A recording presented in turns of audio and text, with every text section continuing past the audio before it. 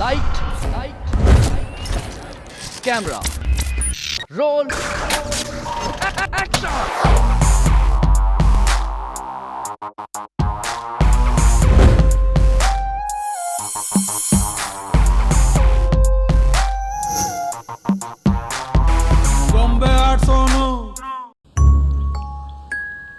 ಗೊಂಬೆ ಆಡ್ಸೋನು ಕಾರ್ಯಕ್ರಮದ ಇವತ್ತಿನ ನಮ್ಮ ಅತಿಥಿ ತೂಗುದೀಪ ಕುಟುಂಬದ ಕಿರಿಯ ಪುತ್ರ ದಿನಕರ್ ತೂಗುದೀಪ್.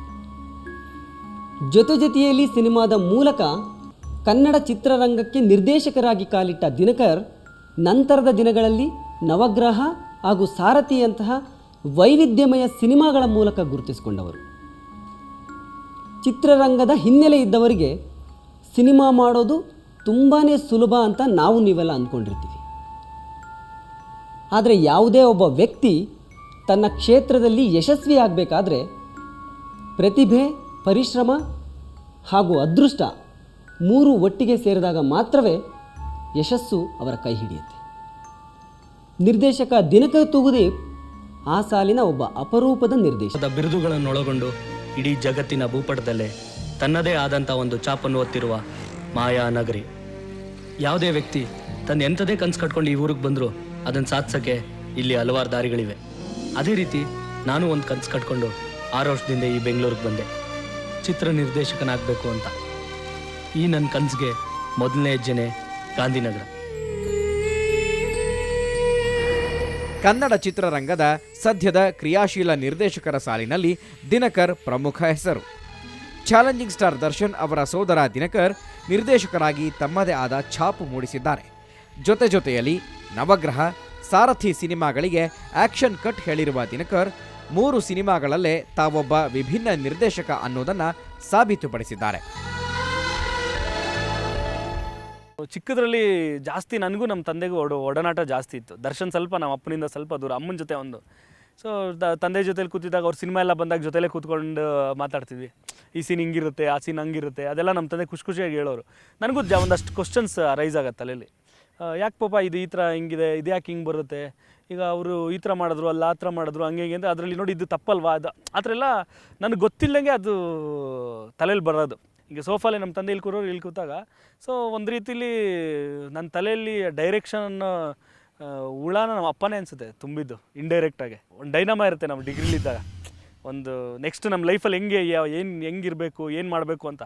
ಸೊ ಆ ಟೈಮಲ್ಲಿ ಸುಮ್ಮನೆ ತಮಾಷೆಗೆ ನಾನು ನನ್ನ ಫ್ರೆಂಡ್ಸ್ ಎಲ್ಲನೂ ಮೈಸೂರು ಪ್ಯಾಲೇಸ್ಗೆ ಹೋಗಿದ್ದಾಗ ಈ ಅಂಬಾರಿಕದ್ರೆ ಲೈಫ್ ಸೆಟ್ಲ್ ಆಗ್ಬಿಡುತ್ತಲ್ಲ ಮಗ, ತಲೆನೋವೇ ಇಲ್ಲಲ್ಲ ಕೆಲಸ ಮಾಡೋದು ಅಂತ ಒಂದು ಕಾಮಿಡಿಯಾಗಿ ಬಂದಿದ್ದು ವಿಚಾರ. It made me to make a movie.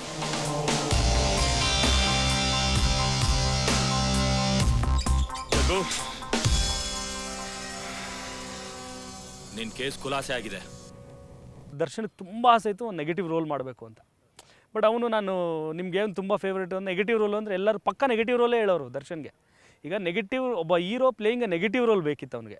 So ಅವಾಗ ದರ್ಶನ್ ಹೇಳ್ದೆ, ಬಾ ನಾವ್ಯಾಕೆ ಆ 9 ಜನದ ಸ್ಟೋರಿ ಹೇಳಿದಲ್ಲ, ಒಂದು ಆ ಜಗ್ಗು ಕ್ಯಾರೆಕ್ಟ್ರು ಅದೇನೇನೋ ಹೇಳಿದಲ್ಲ, ಅದನ್ನು ಮಾಡೋಣ, ಆ ನೆಗೆಟಿವ್ ರೋಲ್ ನಾನೇ ಮಾಡ್ತೀನಿ. ನವಗ್ರಹಕ್ಕೆ ತುಂಬ ಟೆಕ್ನಿಕಲಾಗಿ ಬೇಕಿತ್ತು. ನಾನು ಟೆಕ್ನಿಕಲಾಗಿ ಸೌಂಡ್ ಇರೋ ಅಂಥ ಡೈರೆಕ್ಟ್ರು ಥರ ಶಾರ್ಟ್ಸ್ ನಾನು ಪ್ಲ್ಯಾನ್ ಮಾಡಿದ್ದು. ಎಲ್ಲ ಶಾರ್ಟ್ಸ್ನು ತುಂಬ ಕ್ಲೋಸಲ್ಲೇ ಇಟ್ಕೊಂಡು, ಯಾವುದು ಫಿಲಮ್ ನೀವು ನೋಡಿ, ಫಿಲಮಲ್ಲಿ ಯಾವುದು ನಿಮಗೆ ಕ್ಲೋಸಪ್ ಡೈರೆಕ್ಟ್ ಹಿಂಗೆ ಇಟ್ಟಿಲ್ಲ ನಾನು. ಈ ಸಿನಿಮಾದ ನಂತರ ದಿನಕರ್ ಗಾಂಧಿನಗರದ ಭರವಸೆಯ ನಿರ್ದೇಶಕರಾಗಿ ಹೊರಹೊಮ್ಮಿದರು. 2 ವಿಭಿನ್ನ ಶೈಲಿಯ ಸಿನಿಮಾಗಳನ್ನು ಮಾಡಿ ವಿಶಿಷ್ಟತೆ ಮೆರೆದ ದಿನಕರ್ ಗಾಂಧಿನಗರದ ಮಾಮೂಲಿ ನಿರ್ದೇಶಕರಿಗಿಂತ ವಿಭಿನ್ನವಾಗಿ ನಿಂತರು. ಜೊತೆಯಲ್ಲಿ and Navagraha was Dinakar format cinema. ದಿನಕರ್ಗೆ ಯಾವ ಥರ ಬೇಕು, ದಿನಕರ್ಗೆ ಎಷ್ಟು ನಾಲೆಜ್ ಇದೆ ಅದ್ರ ಮೇಲೆ ಡಿಪೆಂಡ್ ಆಗಿರೋಂಥ ಸಿನಿಮಾ. ಸಾರಥಿ ದಿನಕರ್ ಸಿನಿಮಾ ಅಲ್ಲ, ಇಟ್ಸ್ ಅ ದರ್ಶನ್ ಸಿನಿಮಾ. ಅಂದರೆ ನನಗೆ ನವಗ್ರಹ ಆದಮೇಲಿಂದ ದರ್ಶನ್ ತುಂಬ ಜನ ಕಾಂಬಿನೇಷನ್ ಕೇಳಿದ್ರು ನನಗೂ ಮತ್ತು ದರ್ಶನ್, ನಿಮ್ಮಿಬ್ಬರನ್ನು ಮಾಡಿ ಒಂದು ಸಿನಿಮಾ ಮಾಡಬೇಕು, ನೀವು ಡೈರೆಕ್ಷನ್ ಮಾಡಿ ದರ್ಶನ್ ಅವ್ರು ಹೀರೋ ಮಾಡಲಿ ಅಂತ. ನೋಡಿದ್ರೆ KCN ಚಂದ್ರು ಅವ್ರ ಮನೆಗೆ ಕರ್ಕೊಂಡೋದ, ಇವ್ರಿಗೆ ಮಾಡೋಣ ಅಂತೇಳಿ. ಅವ್ರಿಗೆ ಹೇಳಿದ್ರೆ, ಸರ್ ಈ ಥರ ದಿನಕರ್ ನಿಮ್ಮ ಸಿನಿಮಾನ ಡೈರೆಕ್ಷನ್ ಮಾಡ್ತಾನೆ. ಅದ ಓಕೆ ಸರ್, ನೀವು ಅಣ್ಣ ತಮ್ಮ ಏನು ಹೇಳ್ತೀರ ಹಂಗೆ, ನನಗೆಲ್ಲ ಓಕೆ ಹಂಗೆ. ಸರಿ ಆಯಿತು ಸರಿ ಇವನು ದರ್ಶನ್ ಹೇಳಂದ್ರೆ ನಾವು ಮಾಡೋಣ ಅಂತ.